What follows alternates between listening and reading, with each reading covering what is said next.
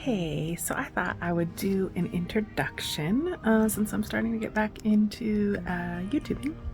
So I do a reintroduction of myself. If you look at old videos on this channel, you see they are pretty much all about reading and books.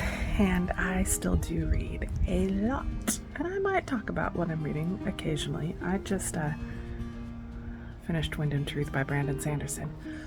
And it has wrecked me and made me really want the rest of them. But anyway, so my name's Tiffany, and I am a mom of 4. As of the filming of this video, I have a 20-year-old who's in college. I have a 16-year-old, a 14-year-old, and a 13-year-old. I always have to think about it. I homeschool them. Well, I don't homeschool the one in college anymore, but I did. He's doing great in college. And yeah, but they're kind of all getting older, teens and above. So homeschooling is a lot different nowadays. I don't have to sit and read everything, or for math they're doing online programs. They don't need me like they used to. I still have to keep them on track, but they pretty much do everything independently. And I have always had the dream of owning a local yarn store. I love to knit. I learned a little bit when I was little, but then I really learned when my oldest, just before I got pregnant with my oldest, about 22 years ago. And I just fell in love, and I love to knit. I love knitters, I love fiber, I love to crochet. I eventually want to learn to spin and weave. I love it all. I love it all. And I love the community that comes with knitting and fiber arts, and so that's why I want a local yarn store. Well, back up a little bit.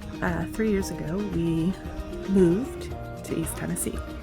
I'm originally from the Oregon coast. I've also lived in Alaska when I was little, and I've lived in Washington, like Vancouver, Washington, just over the border. I lived in California for a little while. California and Washington were both times that I was finishing my college degree. But for the most part, I always lived in the same spot. So those were just a few years out of my life. But we really felt like the Lord was leading us to move, and so we moved to East Tennessee. And I love it here. It is a beautiful day right now. It is February in East Tennessee. I still have my let it snow out, but it's like 68 or 70 today. It's gorgeous. That's why I'm sitting on the porch. But I love it here. But I said all that to say that back in Oregon, I lived in a very small town. People try to tell me where I am now live small, and I'm like, no, you know it's not. There are like 3 Walmarts in town.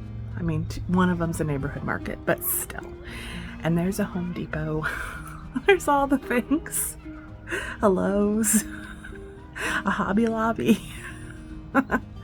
But anyway, my small little town did have a yarn store, and there really wasn't enough of a market because it was so small to have another one. And then just before we moved, somebody did open one in a town about a half hour away. So I was just like, it's not real. This dream isn't going to come true while I still live here. But it's just been a dream that's always been on my heart. Well, fast forward to now, when I live in East Tennessee, and there are yarn stores around. I've done the Great Tennessee Yarn Tour, which is a blast, and I love visiting all of these yarn stores. But there is not a good one. Well, there's not one at all in our town, and there isn't a good one. I have to drive 45 minutes to an hour or longer to get to a yarn store that has what I want. And that doesn't allow me to have that community, right? Because while I have, when time is allowed, gone to a few knit nights, it's not something I can do consistently. So anyway, I see that I think the yarn store could do really good here. And so anyway, that is my big dream. But my husband and I are both the type, we do not carry debt in our house or in our lives. We own our house, we own our cars. We don't believe in having debt and owing people things. And so we also want to take that into any business endeavors.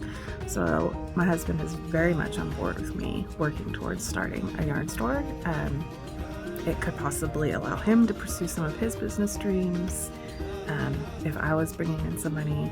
And now that my kids are older and in high school, for college, I have more time to commit to this. So, all that to say, I am starting by finding ways to raise some capital, because you need that. I am looking into some grants and things like that. I need to write up a business plan. But I am also, I have hand-dyed yarn in the past with like Kool-Aid when the kids were little, because I didn't want acid dyes around when they were real little.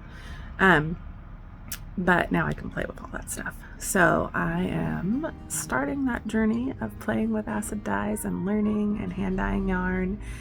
I also make earrings, faux leather earrings that are really fun. I might eventually do like knit hats on a knitting machine. I'm hesitant to sell like knit or crochet items because to make enough money for the time investment, you know, you have to sell it for a lot. So anyway, these are just some of the things I've thought of to be able to make money. I'm also toying with the idea, it wouldn't help me make money, but it would help me start building a community of doing like a monthly knit morning at the local coffee shop. So it's just fun to start pursuing this. And I was looking on YouTube trying to find information from people who had started yarn stores or anything related to that. And while there's some stuff out there, there's just not a ton. And I thought, well, there's more room in this space. So I thought I'd bring you all along on the journey, even of me fumbling through learning to dye yarn and get that going. I like watching people's just like vlogs of them and their days as they're doing their yarn businesses. So I thought I'd bring you along for that. So that's a little bit about me and my life. I also run a homeschool co-op. So that keeps me fairly busy, but it's like short bursts of busy, you know? It's a lot of fun. I really enjoy it. I also run a homeschool moms book club where we talk about the book for about 15 minutes and then just have mom time. It's great. We laugh a lot. I still love to go see plays with friends. And anyway, I really love building little pockets of community. And that's what I want my yarn store to be eventually. So I'm glad to have you along for the journey. I hope you enjoy watching my process, my thoughts, and my failures, which are bound to happen, and my successes. So